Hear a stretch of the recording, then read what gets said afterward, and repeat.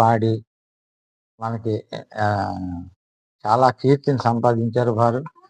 వారు చనిపోవడం చాలా దురదృష్టకరం. అలాగే వారు పాడిన చిన్న పిల్లల దగ్గర నుంచి పెద్దవాళ్ళ వరకు కూడా చిన్న పిల్లల వాయిస్ అంటే చిన్న పిల్లల వాయిస్ మిమిక్రీ వాయిస్ అలా పాడి వినిపించారు.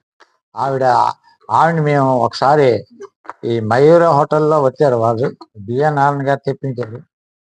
అందుకని మేము కలవడం, ఆవిడికి సన్మానం చేయడం మాకు భాగ్యం దక్కింది.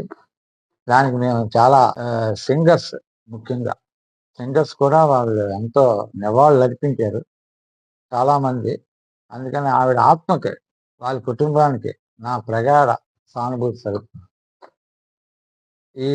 ఈ కార్యక్రమం మేము ఇవాళ కొద్దిగా ఆవిడకి నివాళులు అర్పించాం.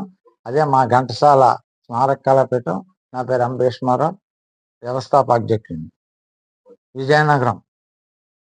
ప్రముఖ గాయని, ఎన్నో అవార్డులు తీసుకొని, ఎన్నో నంది అవార్డులు తీసుకొని ఇంటర్వ్యూ సినీ జగత్తుకే చాలా చక్కగా గంటలు కూడా సుశీల్ గారు, జానకి గారు ఇద్దరు కూడా చాలా చక్కగా మంచి పాటలు పాడారు. అందులో జానకి గారు ఇంకా ఎక్సలెంట్ గా మరి 50,000 పాటలు పాడి ఇంచుమించులో ఈ 14 భాషల్లో 50,000 పాటలు పాడి చాలా చక్కగా అందరినీ కూడా చిన్నపిల్లల పాటలు కూడా మై వినిపించే విధంగా చాలా చక్కగా ఆవిడ తాలూకా దక్షిణే ప్రతిరోజు ప్రతి పాట మనం పాడుకున్నా సరే అది చాలా చక్కగా ప్రతి వాళ్ళు ఇచ్చేస్తారు. కాబట్టి ఆవిడ తాలూకా మరణం అనేది చాలా దిగ్భ్రాంతికి గురయ్యాం అందరం కూడా. మొన్నే ఏప్రిల్ 1వ తారీఖు ఇక్కడికి వచ్చేటప్పుడు గురువుగారు భీష్మారావు గారు అందరూ కూడా కలిశారు.